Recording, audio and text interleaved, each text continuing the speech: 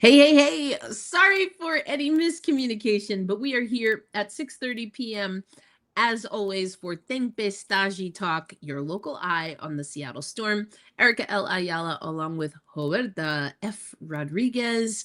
And we have a lot to talk about, including, is Jade Melbourne a starter or a bench spark? Better suited as one, the other, both? Who knows? We'll talk about that and more on today's episode of Tempestade Talk.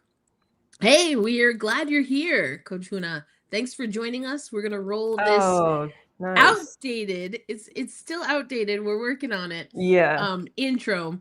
Well, we're gonna roll the intro and then get into the topics at hand. But as always, drop your comments, drop your questions, because we'll get to those in the fourth quarter.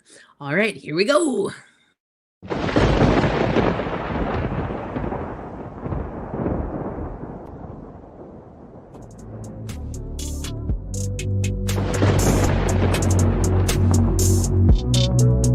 You have three people who are selfless like that, three people who are dangerously disciplined like that, and you have a coach that also embodies all of those characteristics, you can expect good basketball. I love interacting with the fans. I'm excited for them to cheer for us because it's hell when you come here. I even welcome people that could be skeptical because it's new. There's going to be a standard of excellence and discipline in everything that we do. The Pacific Northwest, this area, how passionate they are. It's culture everywhere, but it's great culture here. That's what I want to be a part of, to compete for a championship. That's everybody's goal. And I think it's just how we go about things and habits that we create. I want to be around winners that'll help us get closer to that. And that's what the fans can expect. And we're going to have some fun.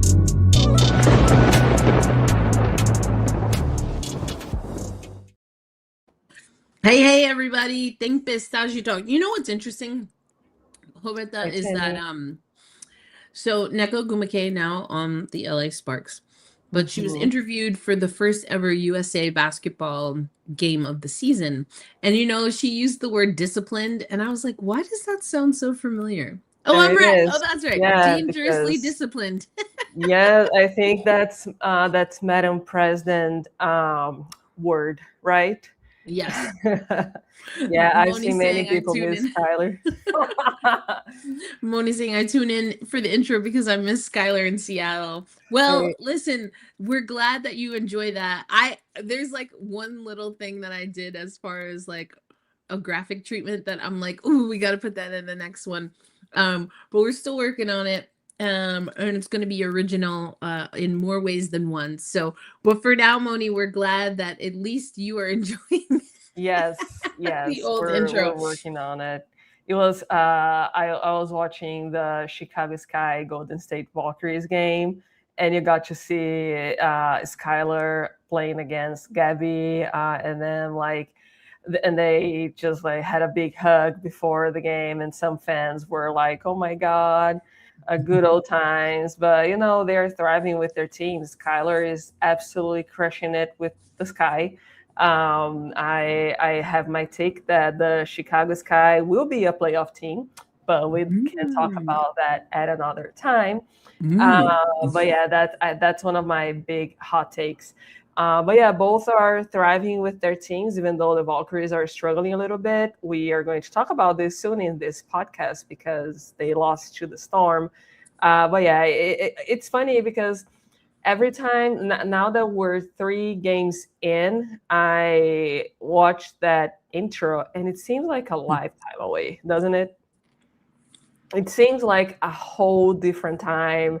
It's just such a different team from top to bottom, from coach to players. It's been very interesting to cover this team. If we can start the podcast this way, just talking a little bit how it's been to cover the Storm for this first those lob passes to Mila. Gonna make I cannot wait for the Camila Dominic games. Cannot wait. Yeah. So covering the Storm this year has been different from all of the previous years. I mean, I have been connected to the Storm since I moved to Seattle 2021. So by now that's my 5th season with them. And this team is different from every other Seattle Storm team that I have I have seen in the past years. And I do think it's the youth, not even as in their age, but the youthness of the team, the youngness of the team, the newness, I would say, the newness of what this team is. It seems like everyone is excited to build something new. It's almost like it's taking back to when Stewie and Drew Lloyd were drafted, and there were lots of new pieces on this. Excuse me, this new pieces on this team.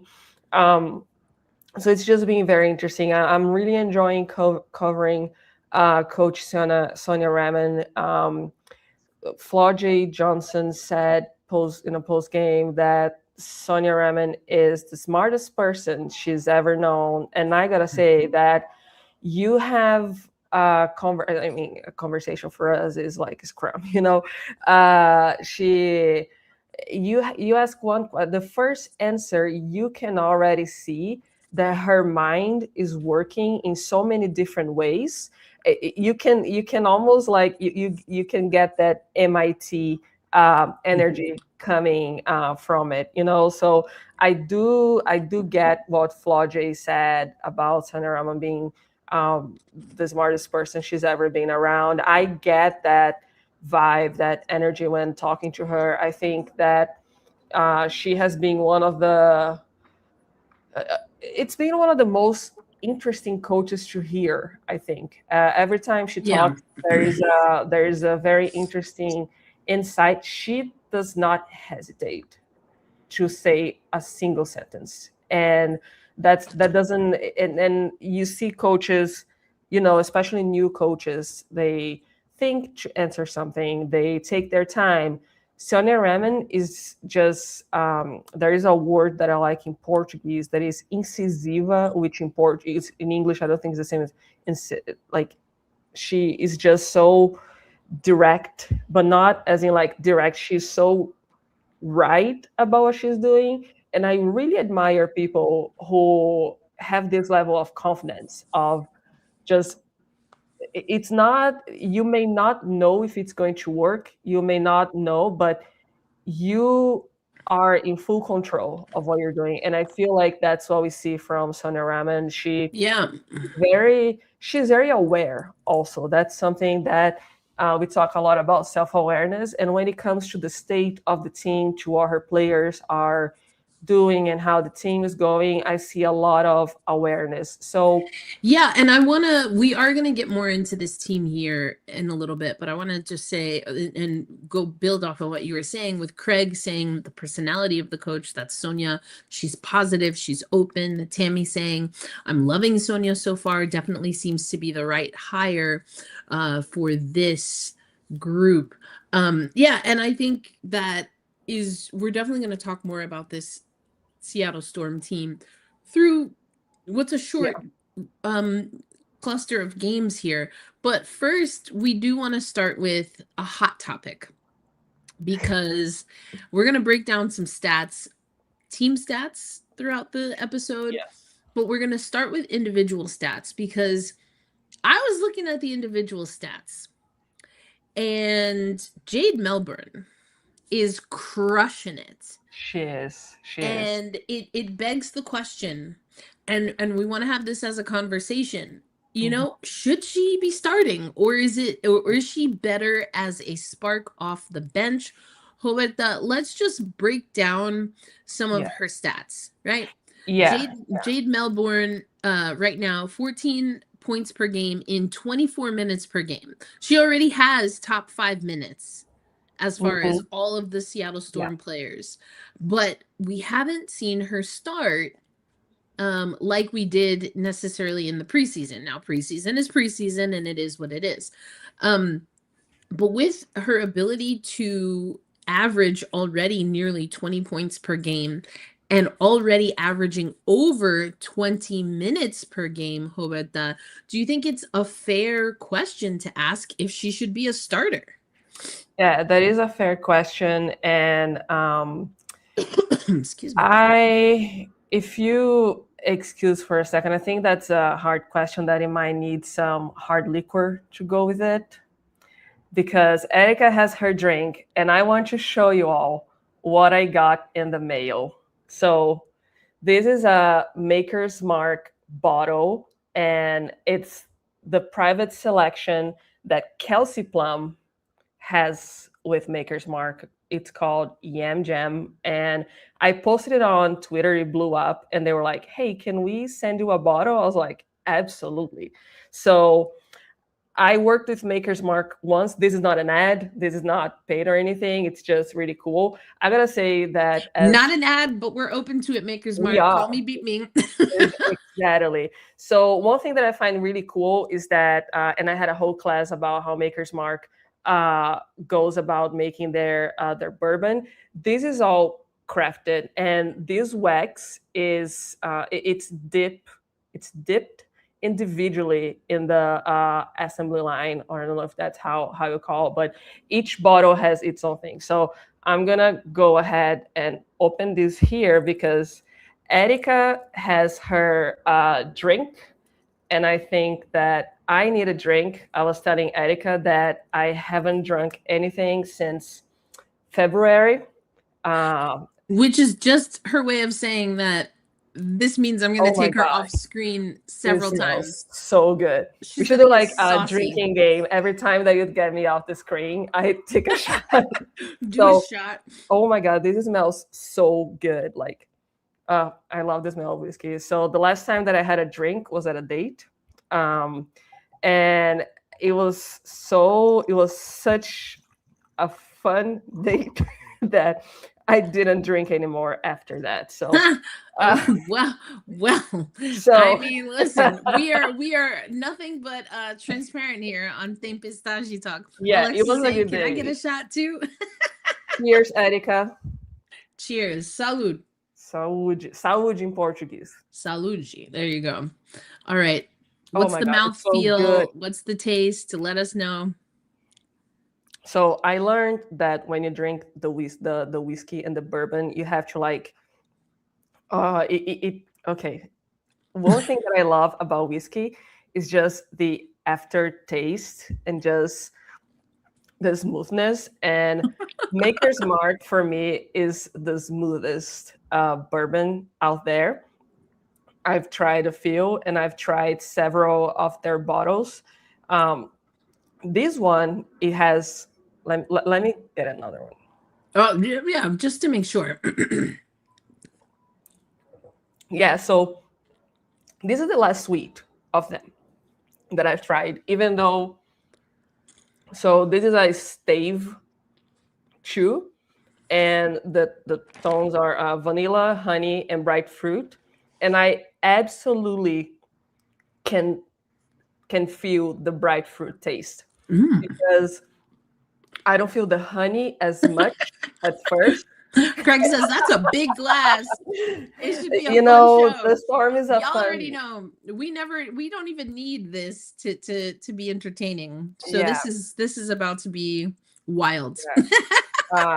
Yeah, that's going to be a good one. So you can. I do taste more of a fruity taste with the first sip, and then with the smoothness after the burn, you feel the sweet of the honey. So I am a fruity person. I mean, I am fruity, but when it comes to candies and stuff, I always like the taste of I always like things a little more bitter and fruity. So I think this is the perfect combination.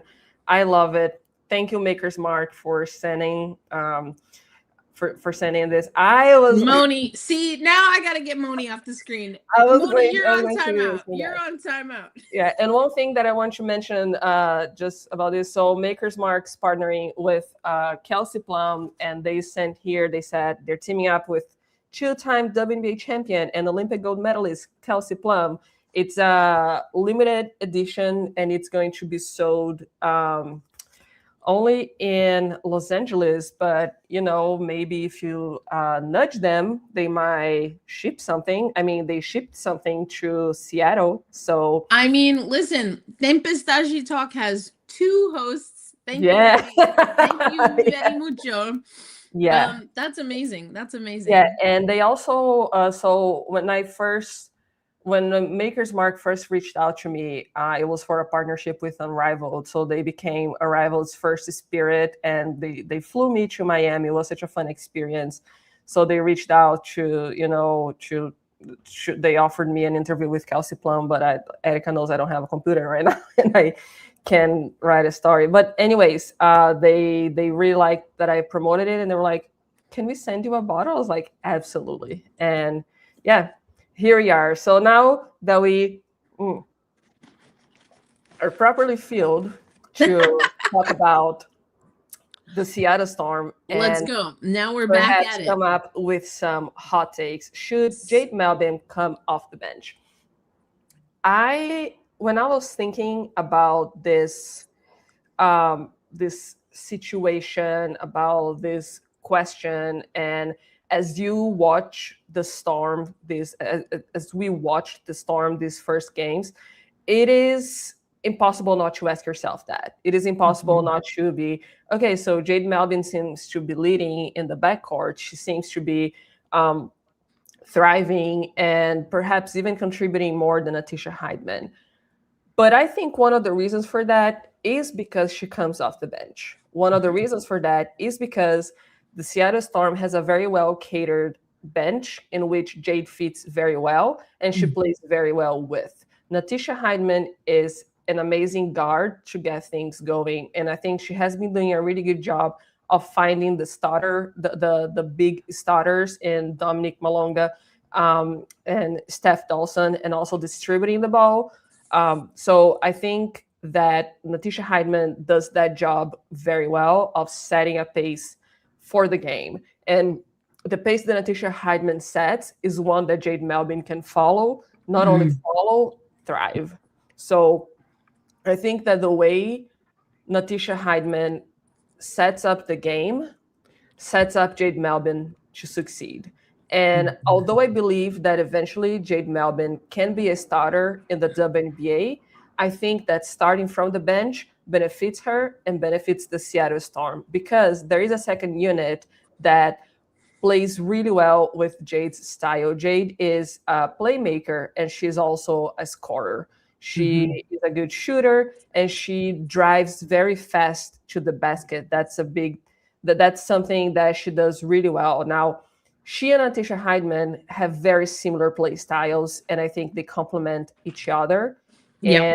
And being similar on what they have to be and being different on what they have to be. So with Jade coming off the bench, she continues some of the work that Natisha Heidman has already been doing, and she supplements with what you need with Lexi Brown and Zaya Yes. who are coming off the bench. And I think that's an excellent point because, I mean, since the beginning of starters versus reserve players, right, there's always been the conversation. Who should start? How should it go? Is it a punishment if you don't start? Is it a punishment if you start and then you're asked to come off the bench? And we've seen players, Kelsey Plum. Thank you, Kelsey Plum, for the Yam Jam. I'm still waiting on my bottle, but you know, I don't know. But Kelsey Plum had an interview where she talked pretty honestly about when there were times for Vegas. She's a number one pick, and she has been asked to come off the bench. She's been asked to play off the ball. And I love, like, Plum Dog is one of my favorite athletes just because her tenacity is unmatched, but also so is her faith and her conviction in herself, in her beliefs. And so she struggled to be a team player, which you need when you're on a team, and also just to be a professional. But also she wanted to prove that she's starter quality, right? So we know that it can be a sore spot, right? It can be it can be a sandpapery, you know, I love the term sandpaper. It can be a sandpapery topic. But, you know, Lynn Roberts, just to not to make it all about the LA Sparks, but Lynn Roberts is the coach in LA. And there's conversation about Cam Brink coming off the bench this season. And I love what Lynn Roberts said. And it goes to what you just talked about having the pace of the game be continual because of the second unit and strategically balancing the second unit, first unit, third unit, fifth unit, whatever the case is, or any other units. Let me stop. Any other units that we have out here. And I think that's critical. Lynn Roberts also said people are obsessed with starting, and I'm remixing what she said, but she was like, baby, you know what I'm obsessed with? Winning. Yes. Winning. Yeah. No, this is a conversation that has been on the spot. Curl. Look at my alfalfa curl. I love that. Sorry, it was bothering me. Let me tuck it away real quick. It's a conversation that, because of AZ FUD, it has been a hot topic these past days because, AZ FUD is the first number one pick to come off the bench since 2018. And who was that player that number one pick who did not come off, who was not a starter after being a number one pick? That was Kelsey Plum. So Kelsey Plum was not a starter when she was drafted, even though she went first. Neither was AZ FUD. And so there is this conversation that she's not being set up to succeed. Why did the Dallas Wings even draft her? I mean, I understand the conversation, and I do think that the fan sentiment is valid. And I also think that some of this needs to be put into context. And in this case, it's the context of where is AZ FUD playing and where she was drafted. Well, right. And so the AZ FUD conversation is interesting because earlier on CBS Sports, I talked about this with Alicia J. Go check it out. We Need to Talk Now. We did the show live on CBS Sports Network, but it should be up on YouTube by now. But so you're right. Technically, that's correct. And what do we also know about Kelsey Plum in her rookie year, a la Sabrina Ionescu, and a little different than Sabrina, but Kelsey Plum had a high-grade ankle sprain in the preseason. Yes. So Kelsey Plum, perhaps, especially on that San Antonio team. I mean, it was a lottery. It was a draft lottery team. Like, we can put that into context. I remember that team. She had reserved minutes because she was coming off of an injury.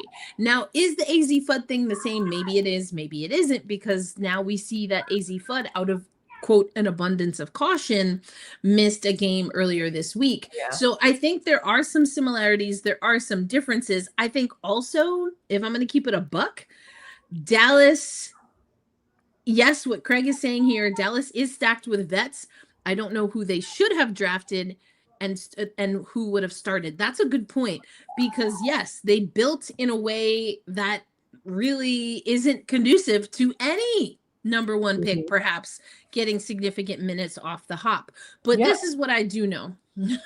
Awa. There you go. Yeah, well, if they had taken Awa, she's not even available yet because Valencia is still playing. But so it wouldn't have mattered. No, but before we get back to Seattle, the point I want to make with Dallas is I think it's a convergence of a few things. Was she the right pick for Dallas's needs? Is this a league where if you have the number one pick, you play the number one pick? And if you listen to this podcast, I think you know what my answer is.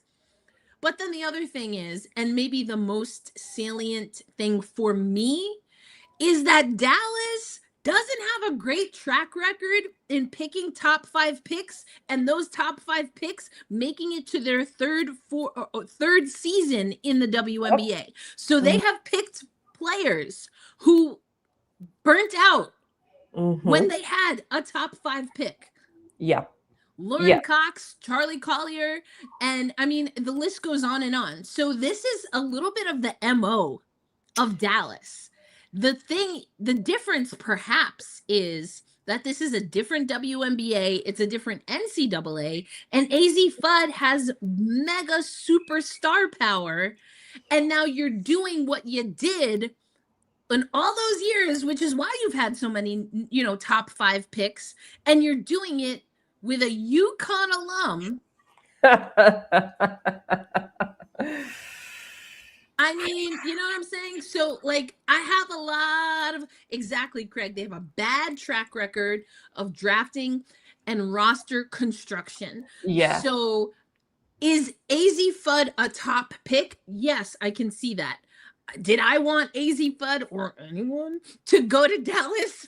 No, because they have historically not done a great job. And that's what Craig is saying here with roster construction and things of that nature. Yeah. But let's take it back to Seattle, because I think this is a situation where it's a little different. You just gave a lot of praise, and that's why I was like, whoa, whoa, whoa, hold the brakes, because, you know, asking if a player should or should start, immediately people are like, oh, so do you think the coach is bad? Do you think the coach? No, we don't think that. That's not what we're saying. I think what we're saying is Jade Melbourne, her stats are popping off the page. Yeah. Her impact is very apparent. Early in the season, it's a 1-2 team, but we know what Jade Melbourne is all about. I mean, she's already chipped a tooth for this team, you know? So she's balling out. And I think it's a fair question to ask in a vacuum. But when you add all of the different elements, including knowing that this is a team that is looking to, like you said, not only get its true young, like rookie talent or young players in that they've been playing behind players. And in Seattle, if you're not a starter, good luck getting minutes. But prior to this season. So I think it's a good season for a player like Jade Melbourne to show what she can do regardless of when she comes into the game. Because, yes, do I think that starting matters? If Jade Melbourne or anyone else, we're not going to have expansion next year, but we will have it every year for 3 years after that, all the way up until 2030. So what I think is important is, as long as Jade and the coaching staff and the front office are in alignment, they're having a conversation. And maybe it does get to the point where Jade's impact, her ability to keep pace, it speaks for itself. So maybe she's not starting now, but maybe she does later on in the season. We've seen that with Leonie Fiebig. And the opposite side of that was Courtney Vandersloot started in New York, and then she came off the bench in their championship, in a championship run. So I think there's more fluidity. But it's a great question. It's one that people are going to ask, and that they should ask for Jade Melbourne. And does that mean with those stats, with what she's been doing, that maybe she starts somewhere else? Maybe. But she's on the Seattle Storm team. And if Jade is okay, if she understands her assignment, if she's committed to that assignment, and if it's still what is going to be best for the short term, or the immediate, intermediate, and long-term, for the Seattle Storm, then does it matter? Yeah, and I think there's a reason why there's an award that's called the Sixth Woman of the Year. And I think that early on, at least in this point, Jade is the top the top contender for this award. And a player that immediately comes to mind when it comes to starting someone who could be a starter but who thrives off the bench and has basically made a career out of it is Ellie Quigley. We have seen her play. She has had key roles in the teams that she has played. I think she only played she played for the Sun and the Sky. So especially with the Chicago Sky, she was so important coming off the bench. And I do think that this is it is a separated skill set to be a bench, to be a contributing bench player. Sometimes that makes a difference. And I also want to mention what we saw last year from Jewel Lloyd. Yes. Jewel Lloyd, who has always been a starter her whole career, she asked Becky Hammond to come off the bench because she felt that she could contribute more that way. Yeah, so good point. What we have seen right now from Jade Melbourne, she has been, in my opinion, she is the Storm impact player, right? That's who she is for me.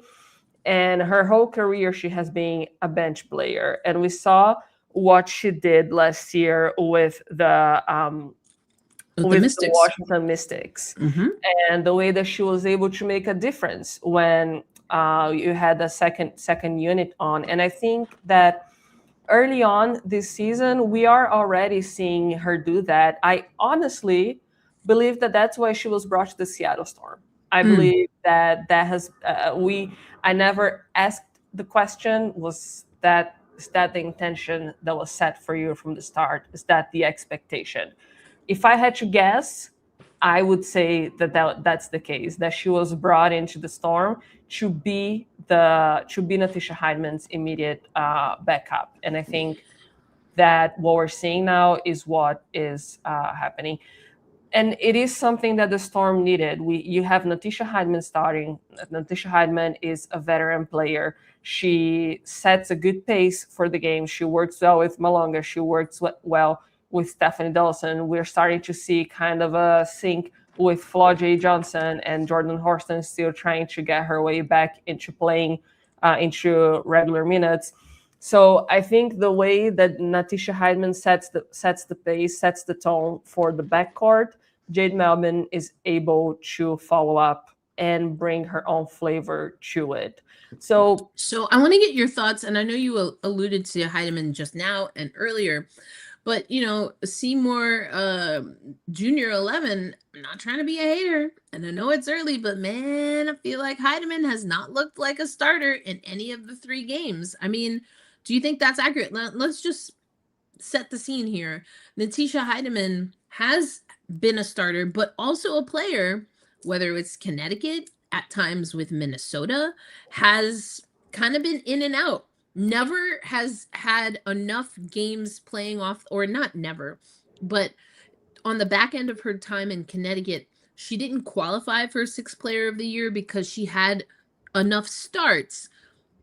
She wasn't exclusively coming off of the bench, but we've seen her be a little bit of a hybrid starter, hybrid bench player. She's played alongside Courtney Williams, but remember, it was Courtney Williams that was the lead guard in Minnesota, and now Courtney Williams is happy to relinquish that role to Olivia Miles.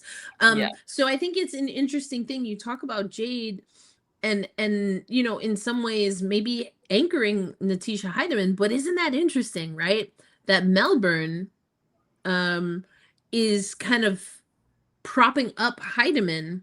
It's an interesting thing, and I've had questions about Hiedeman. I do think it's early, so I don't know if we can make a determination now. I do think Jade has made a stronger case for maybe us questioning things.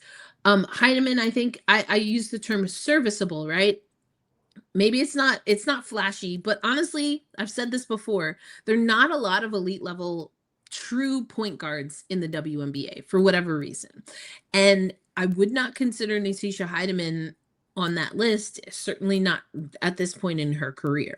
Does that mean that she can't grow and evolve? Because I do think that in Seattle, she'll be given different, and is already being given different opportunity. But is this a situation where you could see, or where you even think Seattle could and should consider, if they get a different look with Jade Melbourne starting as opposed to Natisha Hiedeman? I feel like this team is going to be constantly moving and changing, and I see a possibility of Jade Melbourne start.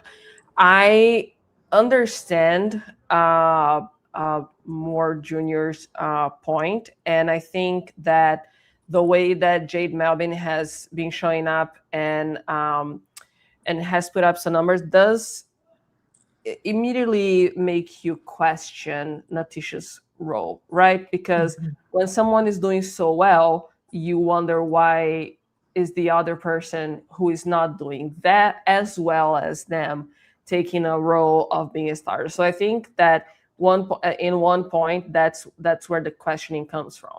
Now, I do want to point that throughout Natisha Hiedeman's career, she has not been a double-digit average scorer. She has always had averages below 10 points. She has always been a role player, and she is being given a different role with this team. it's being very clear that she is to be the team's leader in general. The coach has talked about this. The players have talked about how Natisha plays a leadership role on this team, and the fact that she's a point guard has some weight on it. So I think that there is a reason that her start is intentional, and I believe that it is, for the reason that I've said this twice here today, and it is about setting the pace. This is a new Seattle Storm that is still figuring out the best way to play the game that they play effectively. We have seen the type of game, the type of pace they want to play with, but they're still not doing this effectively. And I think that Natisha Heidman, even though it's crazy because she is someone who plays with a fast pace. She plays very fast. But Jade is speed. That's Jade's name. She doesn't stop. I think she's all gas, no break. Natisha Heidman brings that break that's much needed because we have seen the team struggle with turnovers. We have seen how the Toronto Tempo used the Storm's turnovers to score on fast breaks and win the game. So I think that what Natisha Heidman's bring is that perfect hybrid between the speed and she brings the control to the speed of the game. I think that Natisha Heidman has played enough time in the league, especially under Cheryl Reeve. I will never not put playing under Cheryl Reeve as a factor for someone to be successful. So playing under Cheryl Reeve and with Napheesa Collier has definitely taught her the pace of the league and how to manage that speed with efficiency, which, in my opinion, and we're going to talk about that at some point, has been the biggest struggle of the team, managing that speed that they want to play with. So yeah, and I think that's a good point because I had the stats, y'all. I am tearing up this popcorn. It's just so good. I have popcorn here too. Should I? I got mean, the you Trader might as Joe's well. one. We have like our beverages, you know. I was like, I'll just have a few kernels, but like I don't know. I just really wanted popcorn today. Anyway, so when you look at the stats, Jade Melbourne and Natisha Heidman, 23.5 minutes in 3 games for Heidemann, 23 minutes for Melbourne. Now, Melbourne, 14 points in those 23 minutes per game versus Heidemann, 7.3. And then you're like, okay, well, what's happening on the other side of the ball? 3.7 assists. This is Heidemann. And I believe Melbourne is, yes, at 5. So facilitation, something to take note. You look at the plus minus, both could improve there. But I think what you said with regard to all gas, no breaks, fun to watch, important in certain parts of the game. And if you're trying to set a little bit more of a cadence, especially for a young team, sometimes you have to get them comfortable with slowing down or redirecting. It could be why, and Tammy is agreeing with what you just said, it could be why you're seeing more Heidemann. And I actually like that for Heidemann's development because she can be very speedy as well. And she's never really had to be the person for long stretches of time to settle a team down. And so I think you alluded to this, and I just want to reemphasize what you said, that from a leadership perspective, this is a good opportunity for Heidemann, and it gives Jade the opportunity to do what it is that she does. So I think, it's an early question. I think it's a worthwhile question, but it's not something that we're necessarily going to have an answer.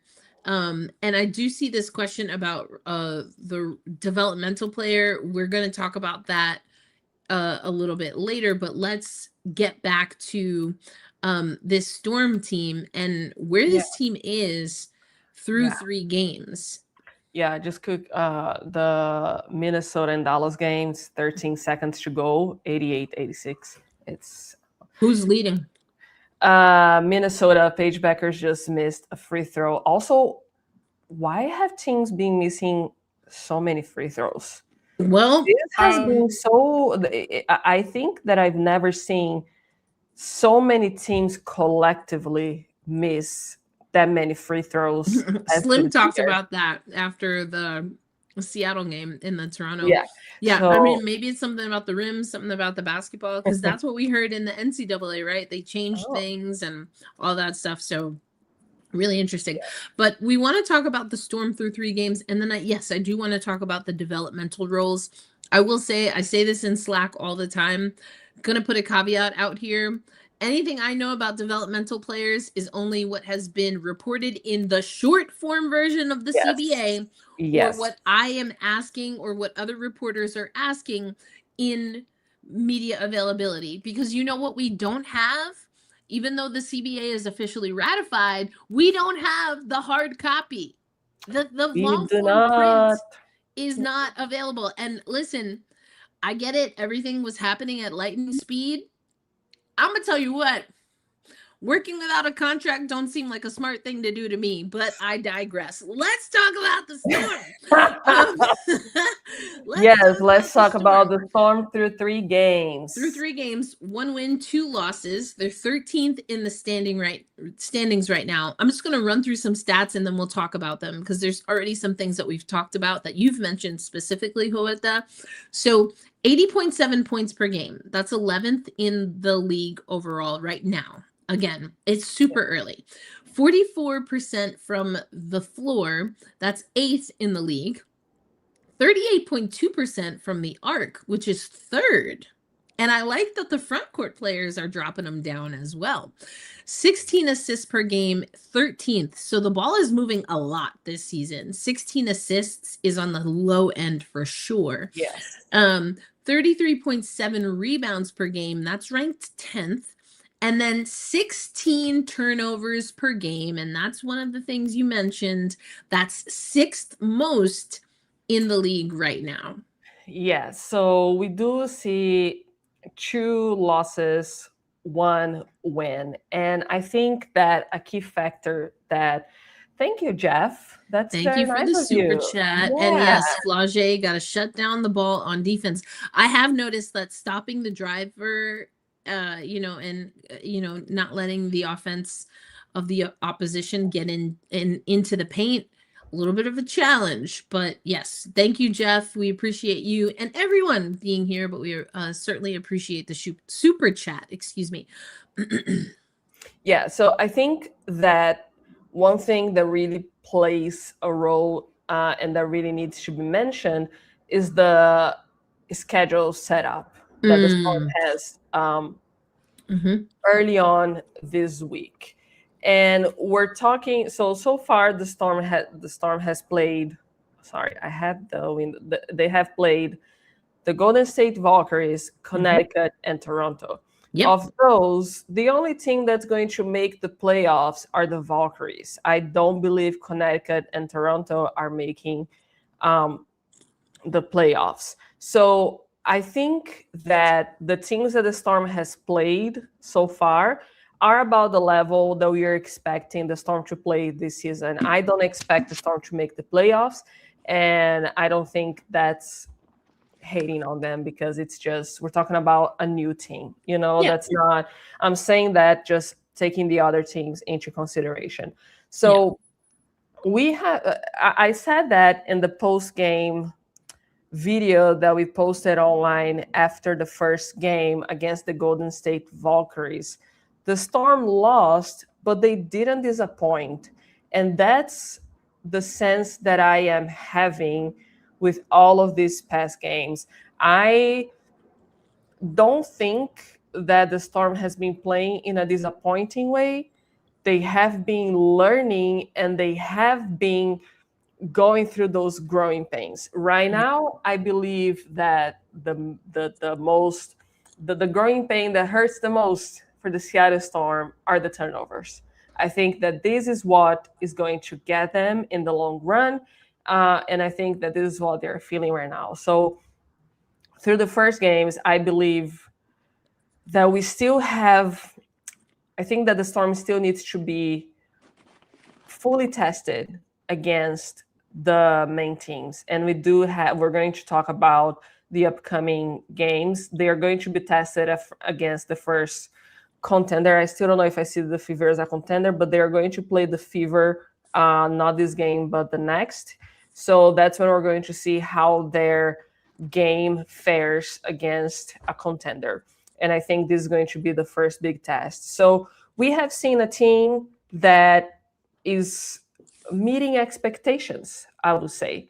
I don't think the Storm is failing, even though they lost, even though they are 2-1. I think that they are meeting expectations for the team that they built and for what they have been telling us. This is what we can expect from this team. It's a learning curve season. It's a trial and error season. And we have seen that a lot. I see the turnovers as the errors to their trials. They are trying to play with speed.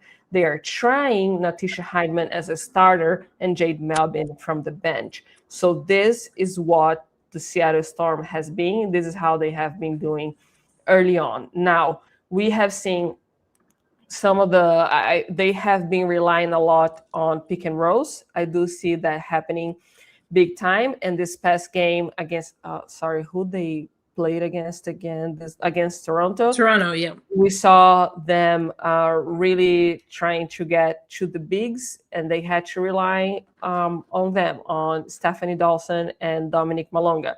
The other game, they relied more on guards. So that's what we are seeing with this team and what they're trying to build.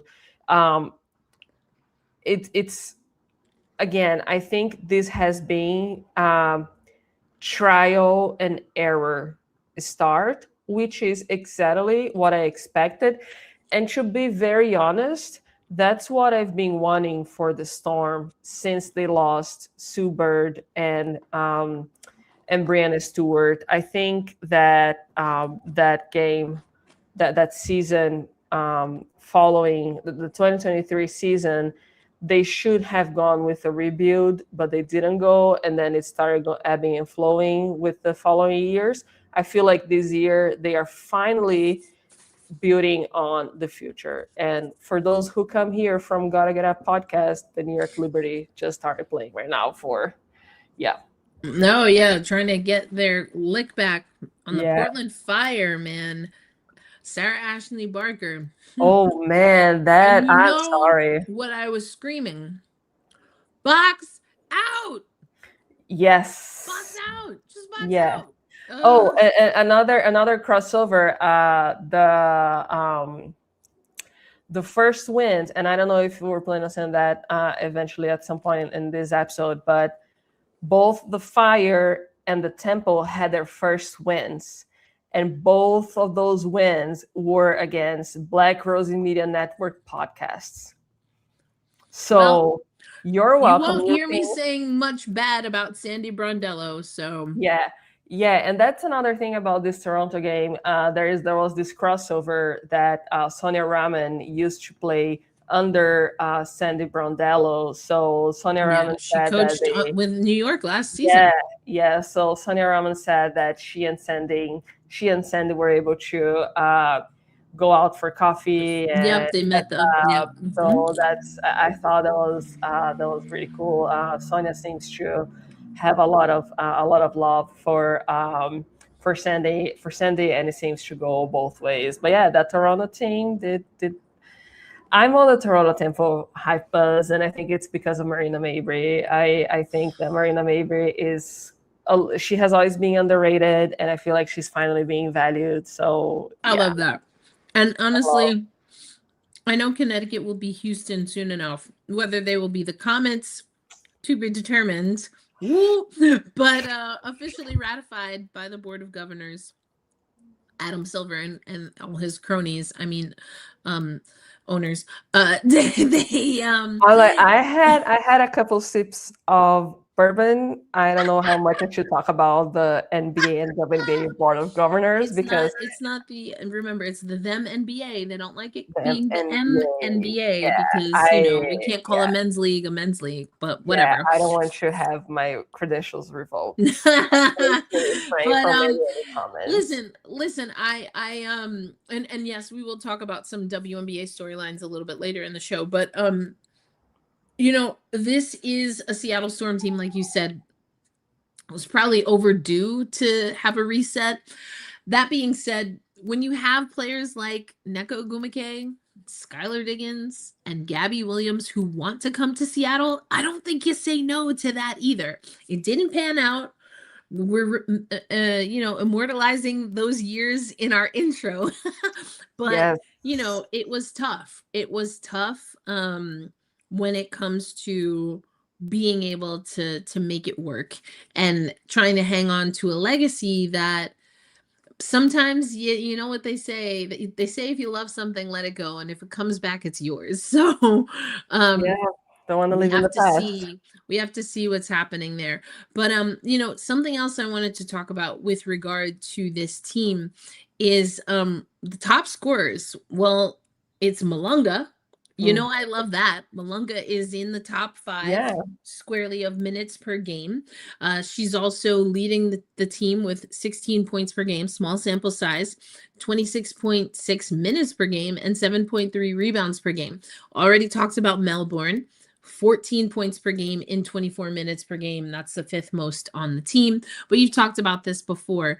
It's a fast-paced team. They want to play fast. We've had clips of Sonia Rahman talking about that. But the learning curves are the turnovers. Fouls. Now, fouls is also something I talked about on We Need to Talk Now. Coming into this season, in the off season, some of the coaches and other executives were a part of a task force on officiating, and we kept hearing this term freedom of movement. Cheryl Reeves said she liked the conversations. She was heralding the conversations on the national media call, and then the Lynx lose. I think it was to Atlanta, and Cheryl Reeves is going off about officiating, and people were like, look at Cheryl after a loss. And I was like, I see what you're trying to do, and Cheryl Reeves definitely believes in theatrics, but that doesn't mean she's wrong. No. As a matter of fact, overwhelmingly, I would say roughly in the 75 to 80% category, especially if I'm able to put my feelings aside, because I didn't like. If we're talking 2024, I can't listen to Cheryl Reeves. But other than that, usually I agree with her. The fouls. Sandy Brondello talked about it. Brianna Stewart talked about it. Arike Ogunbowale has talked about it. There's this switch from perhaps letting too much physicality fly to now these ticky-tack fouls. Yeah. JJ, Jonquel Jones, turned around and Sonia Citron, who's clearly shorter than her, happened to be beside her, and they called that a foul. And I'm just like, come on. Listen, now JJ does throw elbows. I will be the first one to let y'all know this was not one of those things. She literally pivoted, and Sonia Citron happened to be there, and it was a foul. So I think, the fouling we have to take with a grain of salt. Yes, overwhelmingly, early returns are, because of the youth, which we love, of the Seattle Storm team, they have to be more disciplined. I think we can say that. I think what's also true is, how is this young team going to learn how to navigate discipline when across the league we're hearing that officiating has maybe overcorrected from going to maybe letting too much physicality go to now kind of ruining, as Stewie has said, the flow and the pace of the game. That's going to be really interesting for a young team, and a team, we just talked about Jade Melbourne and how she's all gas, no breaks. That's one of my favorite sayings. But a team that wants to play fast, a team that's young and still very much learning each other, but also learning the WNBA game, for them to come up in a season where already early returns are that the officiating is maybe overcorrecting. I'm very curious if and how that's going to impact the Seattle Storm, especially early on. Yeah, I do think it's interesting that the players with the highest average of fouls in the Seattle Storm are true of the most veteran ones on the team, who are Stephanie Dawson and Atisha Heidman. And we did just recently watch a game in which Stephanie Dawson got into foul trouble. Yep. We have seen Dominique Malonga and Flau'jae Johnson also get into foul trouble very early. Officiating has been a problem. It has not been consistent. I gotta say that, some people think that I'm biased when I speak about Camila Cardoso because she's Brazilian, but and I've always kind of like tried not to take the comments about the refs having a different whistle for her in fouls, but I decided to watch the Sky Games a little closely this year. And they do officiate her different. She is someone who attracts a lot of defense, and that people have to guard very heavily and very aggressively because she's very dominant. So it's the case of you seeing two people on top of her, almost climbing on her, and them not calling her. And then when she's on the other side and she does this, it's a foul. And I do, if I'm not mistaken, there was a case in which she spoke in Portuguese, and they gave her a foul. So oh my goodness! Very early on, I remember that case because people were talking about it a lot. So I believe, and I know that people might take this with a grain of salt because I'm Brazilian, and but I do think Camila Cardoso is. I think that if you want to see the inconsistencies of officiating in the WNBA, you should watch Chicago Sky games and pay attention to how Camila Cardoso is officiated. And I think that when you look at the Storm stats, you are going to see Stephanie Dawson, Atisha Heidman, and then I think it's Jade Melbourne and Dominique Malonga.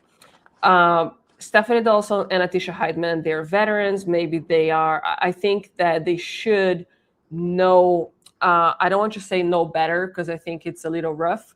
But I think that maybe they are dealing with some of these changes in the inconsistency that you see with officiating in the league. Now, Jade Melbourne, the reason I think that her speed is the main factor to why she fouls so much. Dominique Malonga, she's young, she's tall, she's finding her way in the paint, and she's playing a position in which she has to be aggressive in order to be dominant. When she's playing in the paint, especially in this league, she has been playing mostly number 4. She does need to find her footing when it comes to guarding bigs in the league. So I think that that's what's causing that foul. But I know that she's trying to find her foot in that end. She is the Storm's main scorer. And if they're trying to give her that sort of leadership role, if they're trying to give her the responsibility of leading the team in scoring, she also needs to be responsible about maintaining that scoring on the court. I think it was the first game and the second one that she left very early with 3 fouls, like before halfway through the second quarter. And I gotta say that I saw this with Flau'jae Johnson and Dominique Malonga. And I make the comparison with Camila Cardoso because in Camila's first 2 games, she also had to go to the bench because of very early foul trouble. So I think that bigs have a harder time with managing their fouls during the game because this is a league that's very hard in the paint. You have to guard them. You have to guard players in a very rough way. So we're talking about Camila Cardoso and Dominique Malonga defending Jonko Jones, Asia Wilson, Brianna Stewart, Nafisa Collier.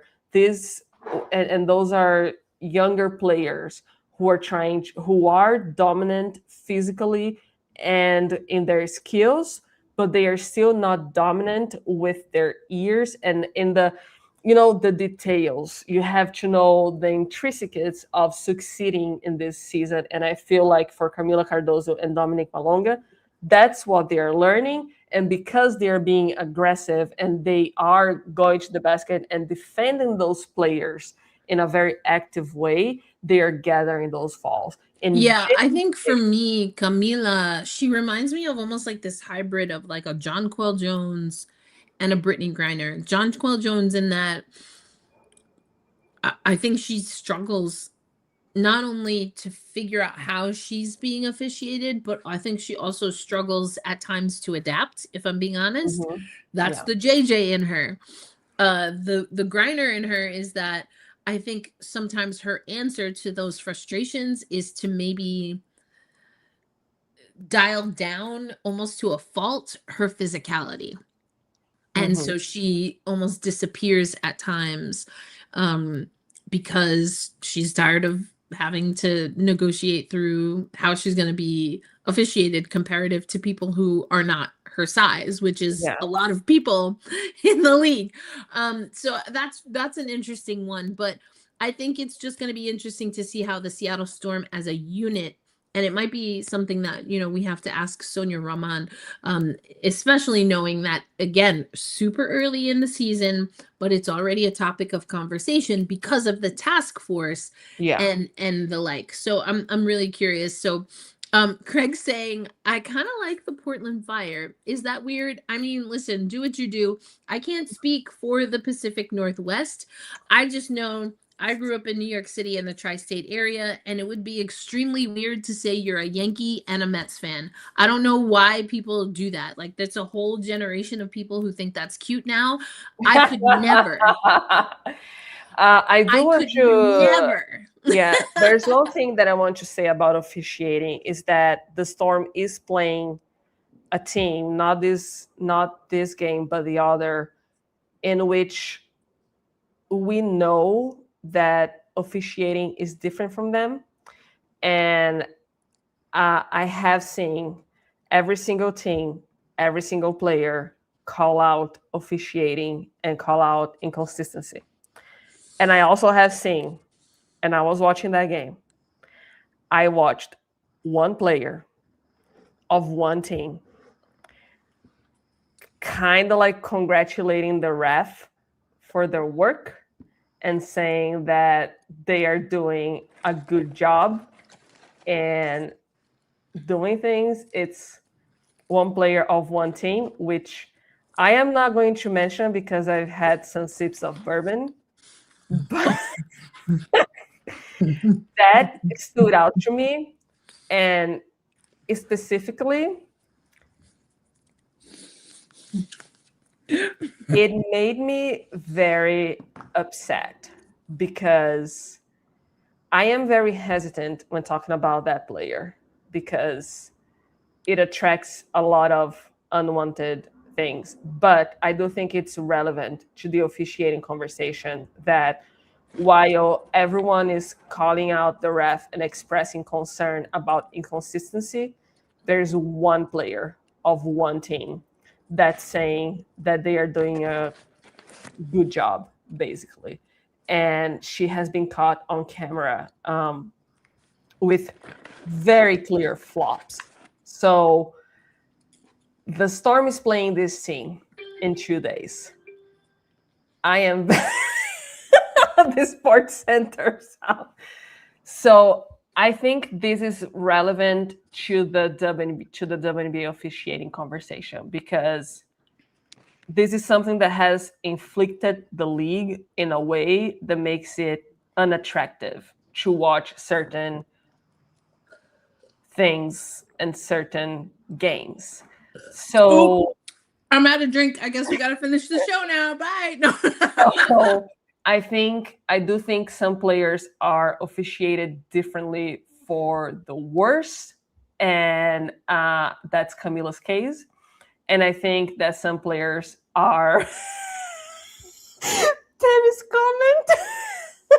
And I think some players are officiated today. I knew I needed popcorn today for the better. And I think that, you know, it's unfortunate because I've been paying attention. I think that this specific player, she is one of the most exciting passers to watch. I'm going to say it. You know, I'm just going to say it. Caitlin Clark is one of the most exciting passers in the WNBA.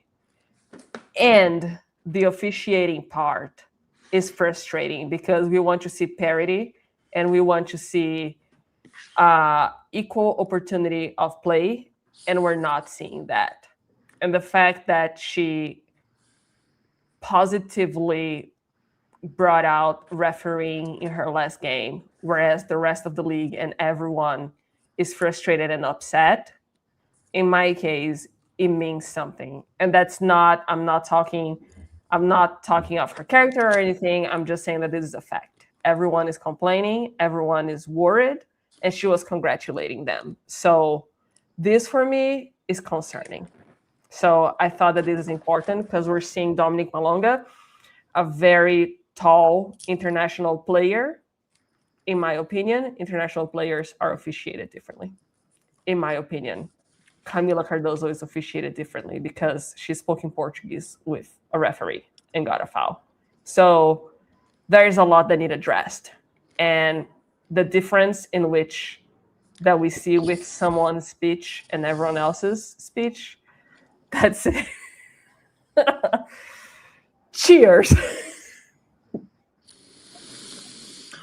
Well, and that's the storm for 3 games.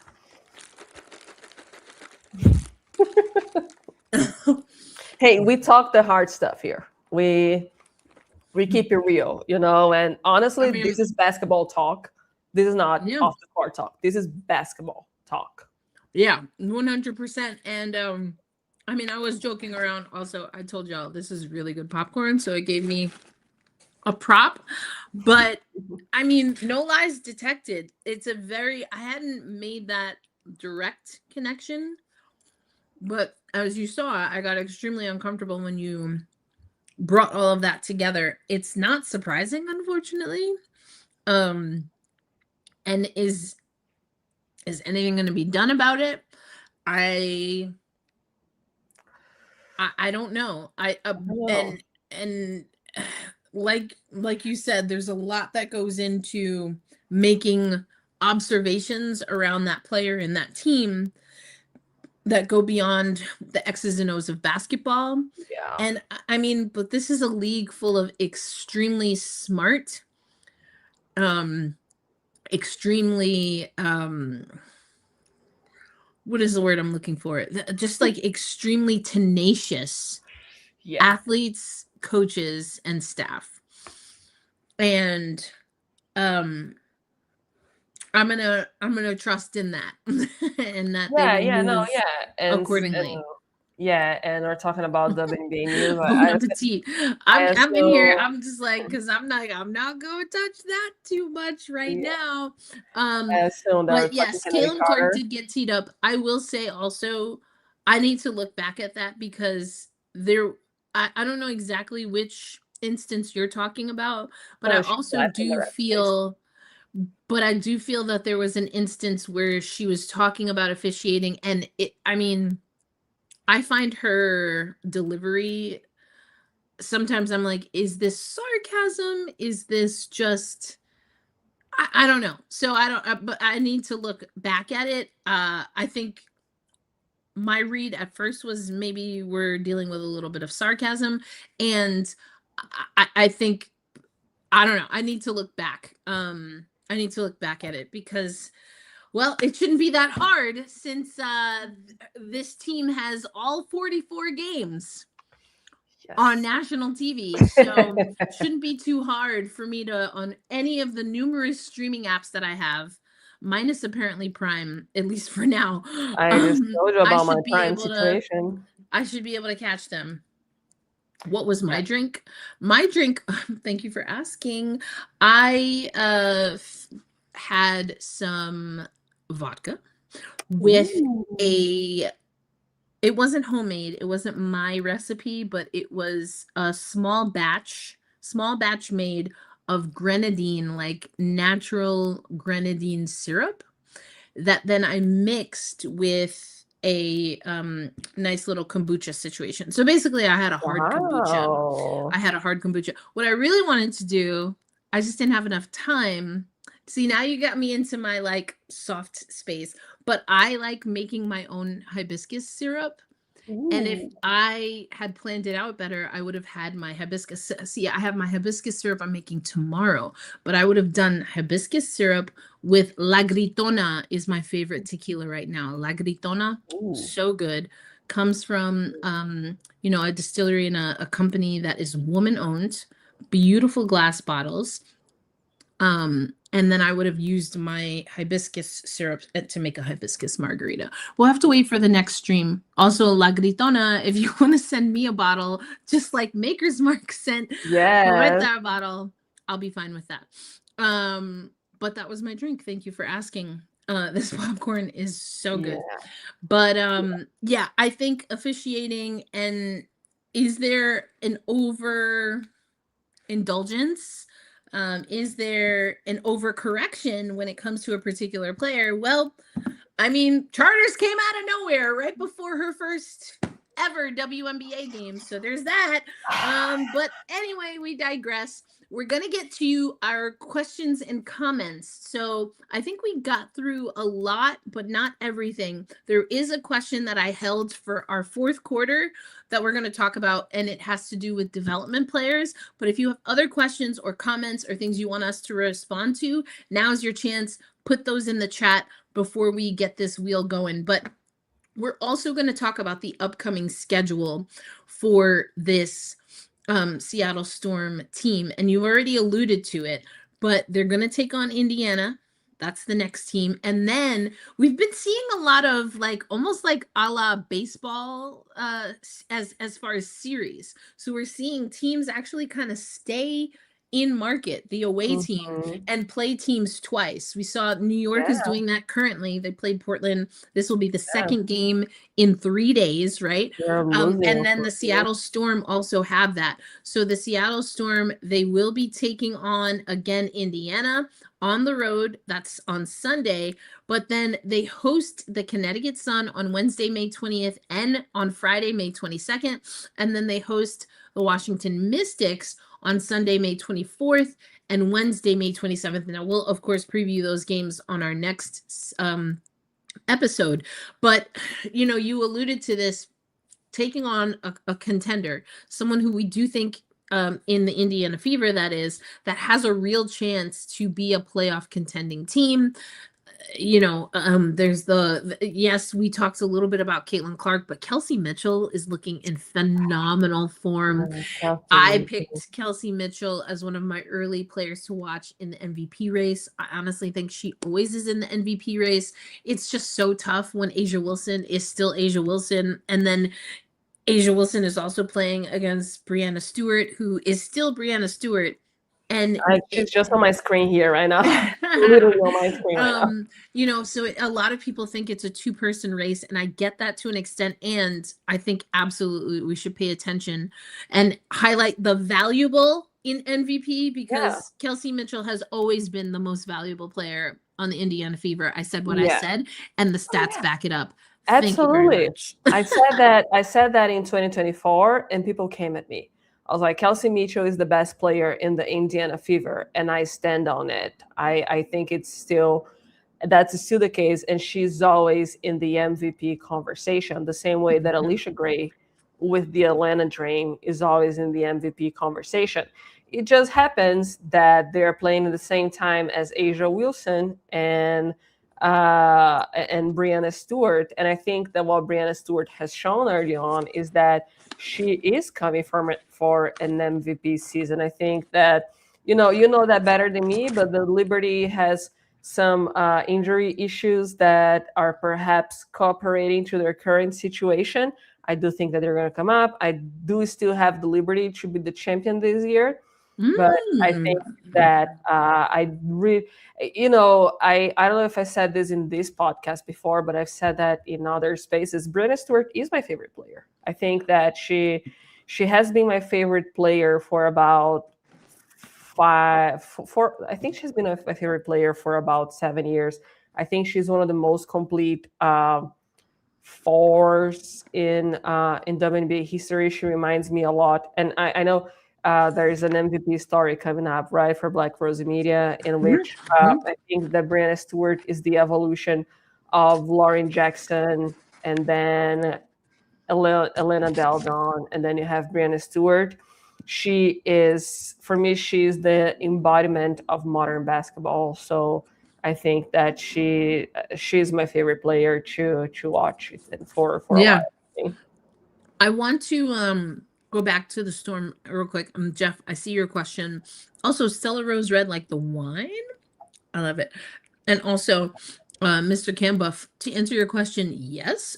What question? Sometimes the comments come in after we've already moved on to. I just want to make sure I know what you're talking about here, but we'll get to that. Seattle Storm. So putting aside Indiana, even though that's the next game, just for a minute, because I know we've kind of talked around that for a little bit, but they're going to take on teams that, again, are kind of in their catchment area in Connecticut and Washington, teams that are not likely to make the playoffs. But I do think that both Connecticut and Washington, like last year, will make things interesting. So what do you want to see, knowing the next three opponents are Indiana, Connecticut twice, Washington twice? What would you put up on the whiteboard for this Seattle Storm team to focus on coming into the next handful of games?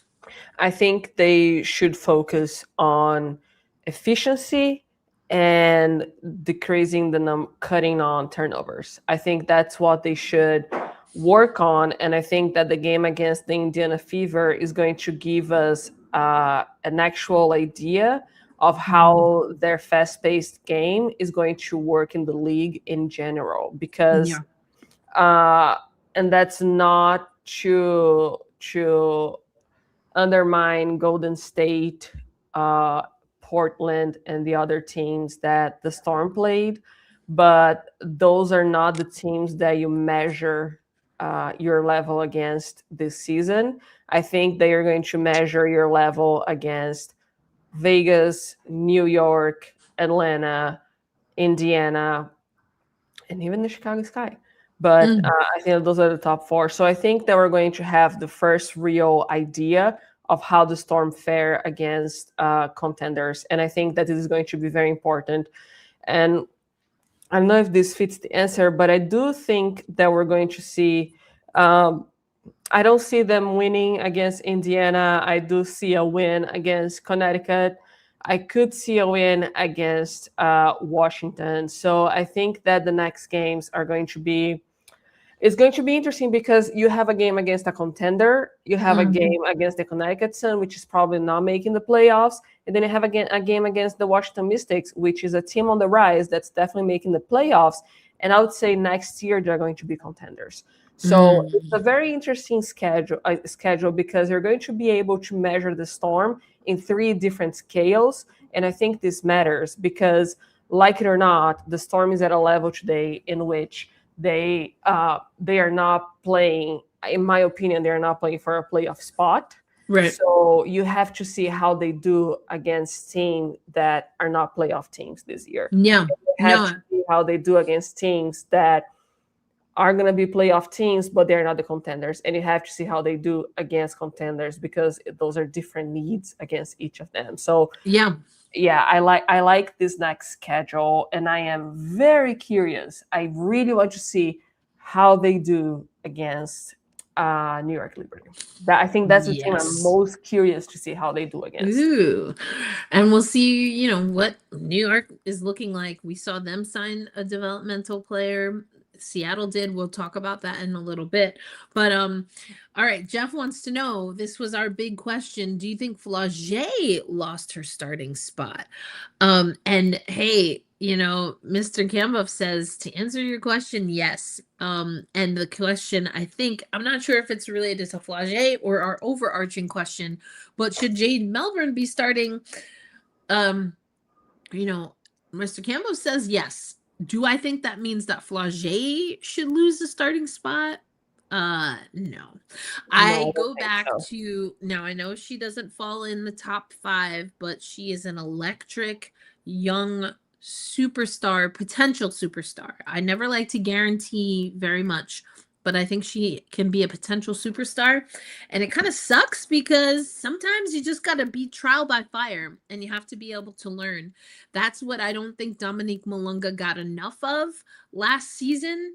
And, that's why I question what's happening with AZ Fudd in Dallas, because in order to be a superstar, you have to know the good, the bad, the ugly. And Paige Becker sure learned a lot about ugly last season. So but do I think Flau'jae should lose a starting spot? No. Do I see a world in which Jade Melbourne has maybe earned a starting spot? Yes. So does that mean then it's Natisha Heidemann? I don't know. But I do think that Flau'jae working through some things is going to be critical. Now, I wanted to get to a question because it's honestly a question that I'm still trying to wrap my head around. But we got this question earlier. Is there a reason that Seattle was able to pick up Taylor Theory? I'm hoping I'm saying that name right. It could be very wrong. I thought 2 was the limit for development players, and Tanaya and Grace are in those developmental spots. Now we know that Tanaya was definitely a developmental player, but I thought, and I could be wrong, I thought Seattle still had a developmental spot available. They do. I think they're talking about Grace Van Slooten. Grace Van Slooten Yes. is not a development player. Taina Mayer is. So they did have they still had a development player. I'm going to be honest with you. I haven't really had a chance to make a research and a deep dive on Taylor Thierry. It's funny because in French it's Thierry. Thierry Henry is the name of the soccer player that's famous now. Anyways, so I haven't done a lot of research on it. I haven't had a chance. But Gracie Van Slooten is not a development player. And I have to say, I am happy to see what I have seen from Gracie Van Slooten. I am actually happy to see what all of the Storm bench players are doing, which is something that we hadn't really had a chance to see last year.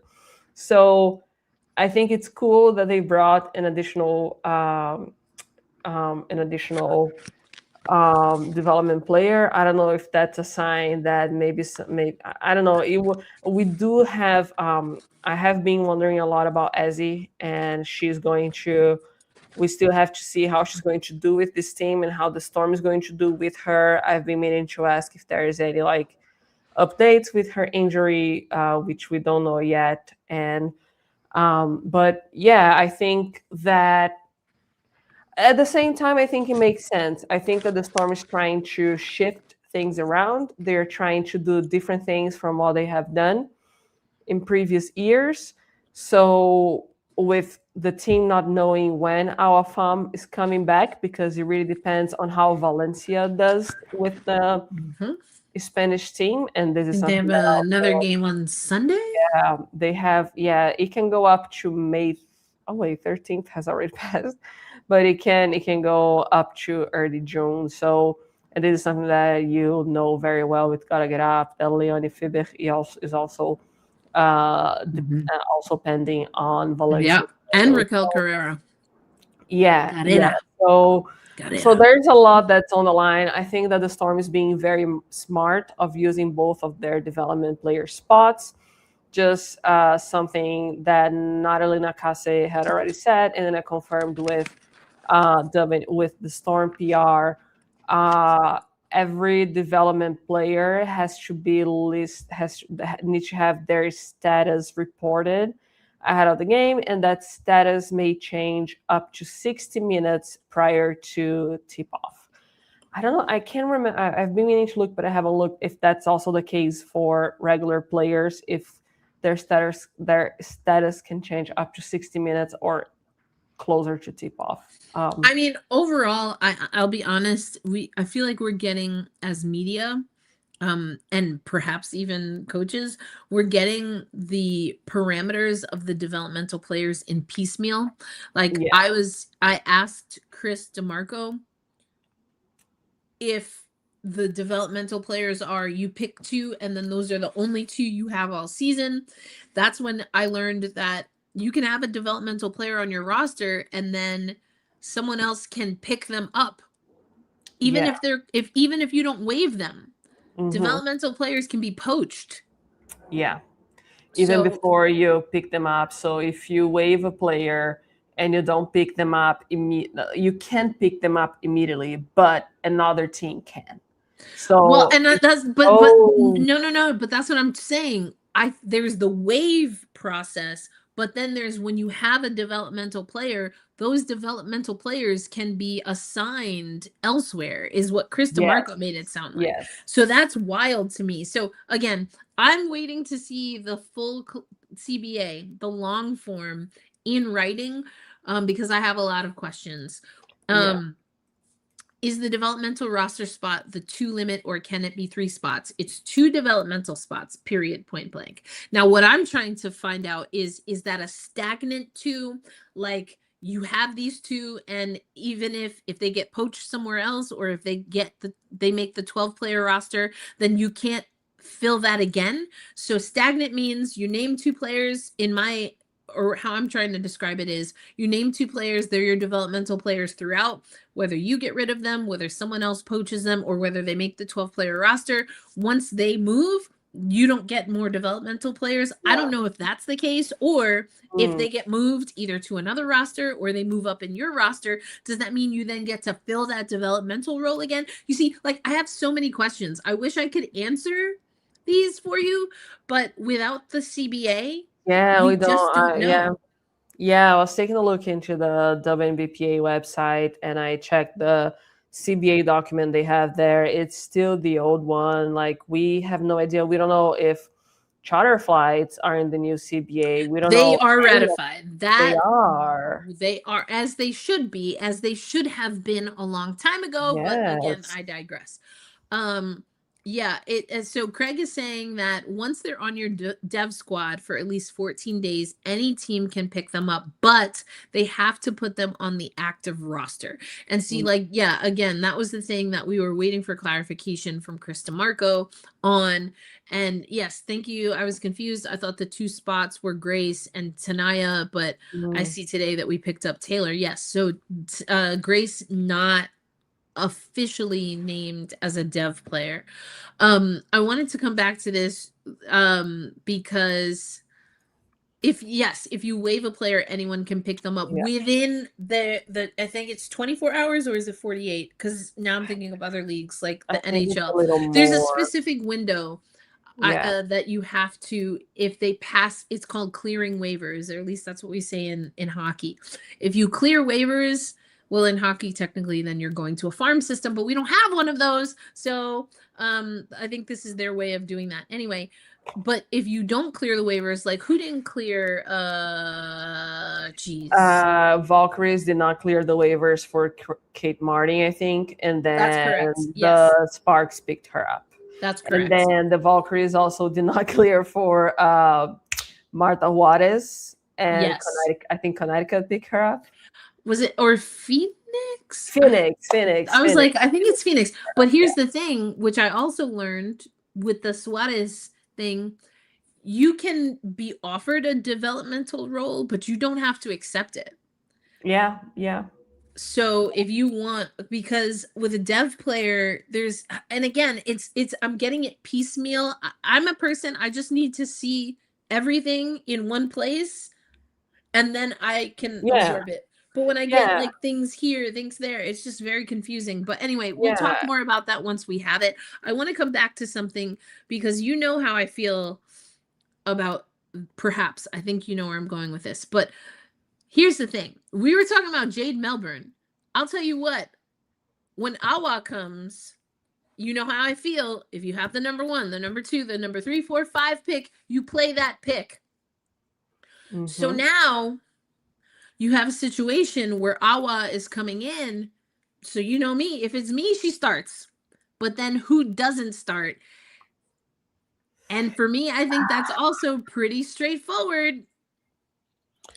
Yeah, that's why I made the comparison between the Dallas Wings situation and the Storm situation, because with the Storm, it's such a stacked front court, and it put everyone in such a difficult situation, because you have the number 2 pick of 2025, you have the number 3 pick of 2026, and you have Ezzy Magbegor.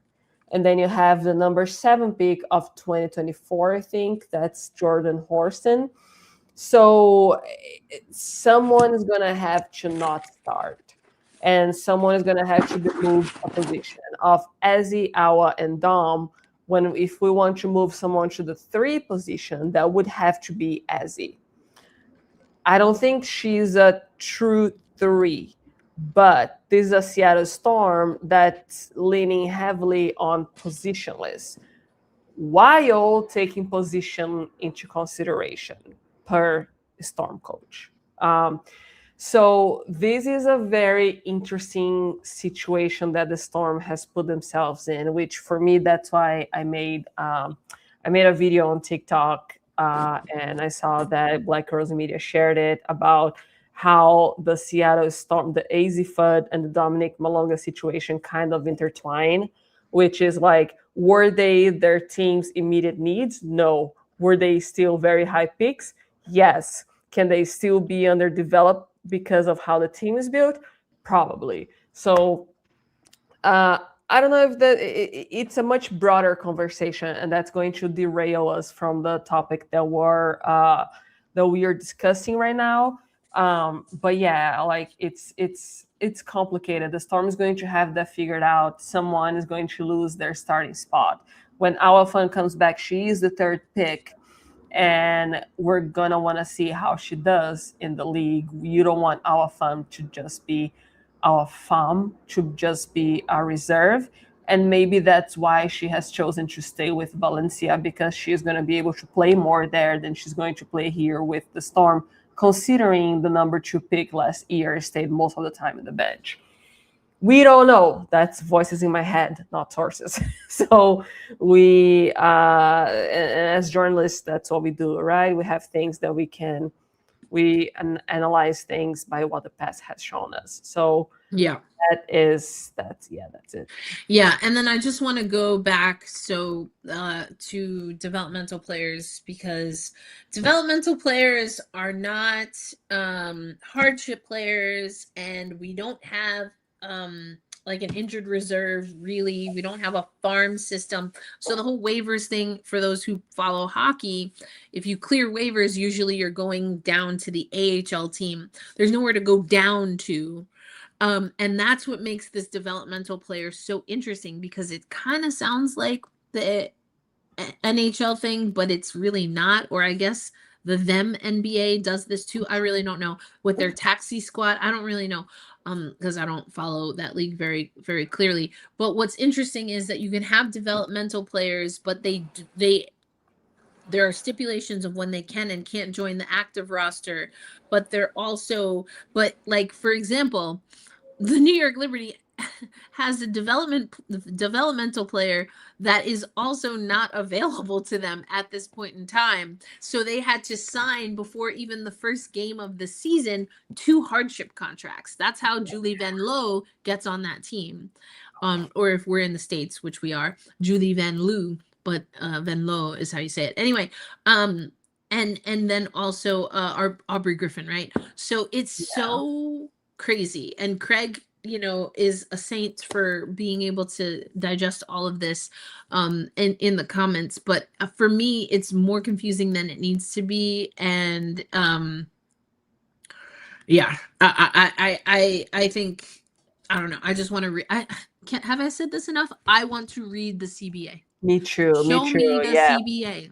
Show me the contract. Yeah, I've read both of the Jerry Maguire. Like, show me the contract. Show me the contract. Show me the contract. I have reached out to the WNBPA to see if we can get someone on our programs, plural, to talk specifically about development players. So to be continued there. But we'll see, because I think it's an extremely, it's something like, it's like, oh, that's cute that it's happening, but no one actually knows how it Yeah. works.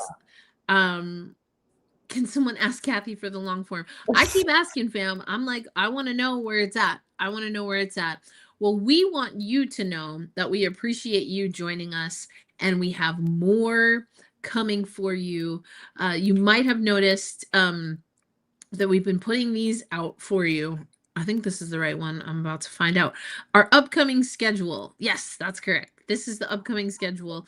Today, I made a little bit of a faux pas because I schedule our streams, and apparently my computer stayed on Eastern time, but I am not. I am no longer on ET time. So a little bit of a faux pas. Sorry if you tuned in earlier and we were not here, but we are here now, and we will be coming at you for the next the next two Thursdays after this at 6:30 p.m. East.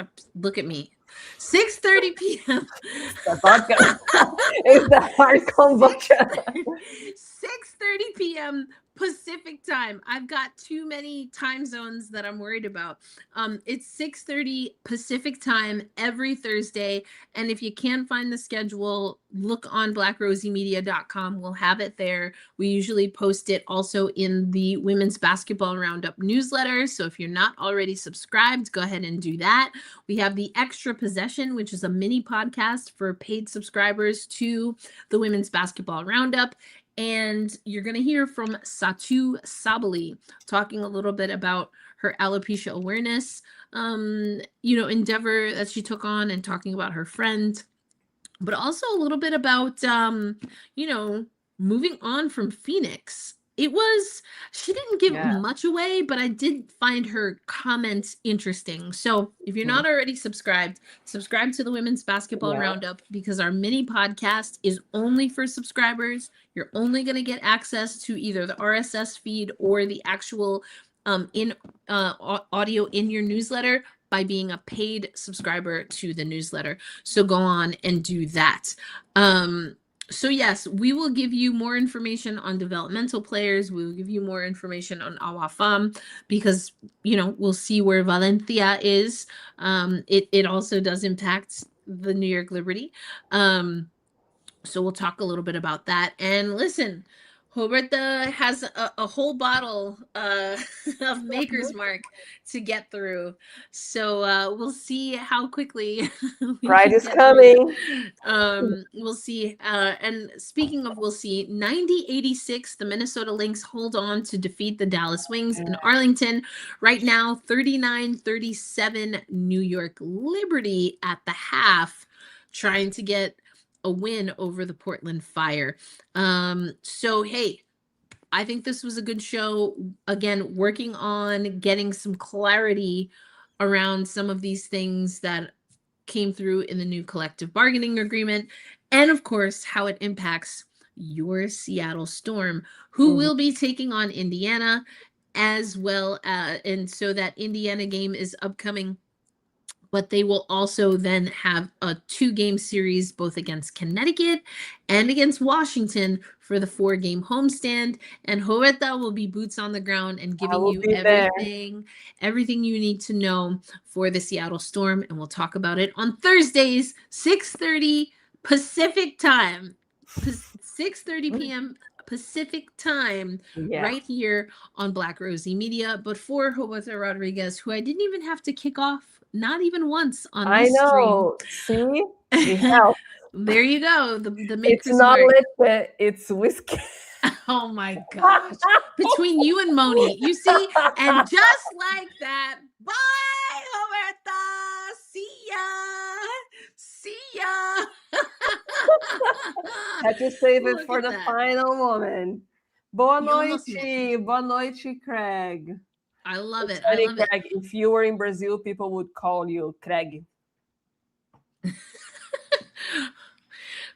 So is that different? I don't. Craig. So for Erica would be Erica. Moni would be Moni. Craig would be Craig or Craig. if Craig. people didn't know it was Craig and only read their name, it would be Craig. You know Oh, what we should do? Have you ever seen Latinos pronouncing yes. social? Oh my gosh, we should do that. We should do that. We Blooming should. Dallas. Yeah. Dallas.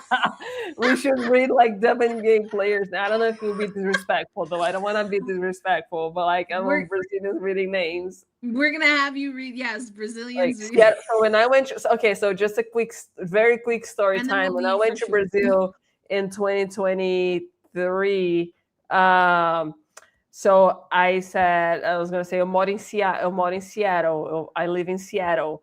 I said Seattle. People started making fun of me. Like, oh, you live in Seattle?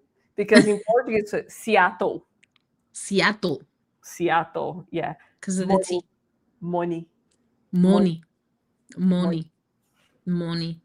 It's very, that's how Latinos would probably say it too. Ay, money. Yeah. That's exactly like that. Yeah. See, like you see, I got a little bit of. I might not be fluent, but no, but you're Latina. You have your Spanish in you. Yeah, that's it. It's there. Every once in a while, I'd be like, "Wait, what did you just say? Don't do that." And if I have to order food, like a name that would be like Marina Mabrey, for example. We have the name in Portuguese, Marina. Marina, sí. Marina. Yeah. Mm-hmm. Erika. Jonquel would be Jonquel. Jonquel. In Portuguese, Jonquel. So, and we probably say Jonquel. Yeah. You have Marta Zargai. Yeah, see, like the hard A is so uncomfortable. Marta. So my name is Roberta.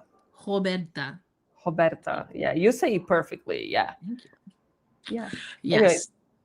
Yes. So we're gonna do linguistics on Tempestade talk. You already say the phrase, because we did work this in, and you just do it naturally, which I love. But you gave us a phrase earlier. What was the phrase again from earlier? Incisivo. For how say it again. Incisivo, like incisive. Like she's very assertive. That's assertive. Incisivo. Wow. She's very assertive. Incisivo. Incisivo. I like that better. Incisivo. I love incisivo. Yeah, and it's funny because for my day job, I work in translation. So every day I learn new words because my editors at work are just such incredible people. So I learn new words in Portuguese, and my day job forces me to be better at Portuguese. Oh, that's amazing. One of my mom's favorite words in Portuguese is saudade. That there isn't a translation in English. Saudade. Vai buscar que mora longe, sonho meu. Isn't that song? Vai buscar quem mora longe, sonho meu. Yeah. Vai buscar a saudade, sonho meu. Acho na liberdade, sonho meu. What is it? Numeceu a estrela dia, se perdeu a madrugada. Via sol e traz melancolia, sonho meu. That's by Maria Bethânia and Gal Costa, two of the most iconic female queer icons in Brazil, who were queer before it was cool, especially during the dictatorship. So, look at that. See, I didn't know all of that, but we grew up on that. Ventanilla. We grew up. Maria Bethânia. Ventania. See, that's the Latino. That's how I would say it. She is the sister of Caetano Veloso, who is among the holy trinity of Brazilian MPB, Brazilian popular music. He was exiled during the dictatorship. Ooh. Brazil. Now you're getting a history lesson. Yeah. Linguistics, history, a little bit of culture. I sang for you in Portuguese. There you go. Look, Jeff said, "Me llamo Jeffrey." Jeffrey of like Jeffrey. Not Jeffrey. Wait. Jeffrey. Sí, en español, Jeffrey. Jefrei in Portuguese would be Jefrei? Jefrei. Jefrei. Jefrei. Oh. Jefrei. Yeah. In Portuguese, the syllable, if this was in Portuguese, the syllable separation would be W-E space F-R-E-Y. Ah. Jefrei. That's how it would be. Jefrei. Oh, I see. Because our And syllables are Jefrei. dictated by vowels, not by sound. Sí, en español you say Jeffrey. Yeah. Bloomingdale's. Okay, we gotta go now. Yeah. It's fun. I love talking about this. Yeah. This is fun. Okay, well, we hope you enjoyed, whether it's the linguistics, whether it's the singing, whether it's the drinking. Basketball. All of the Julie was a things. special one today. It was a All cool of one. the things. That's what we bring you every week here at Tempestade Talk with Joveta y Erika. Muchas gracias. Y Obrigada. how do we say it? Obrigada. Obrigada, sí. Boa noite. Boa noite. Okay, boa noite. Adiós.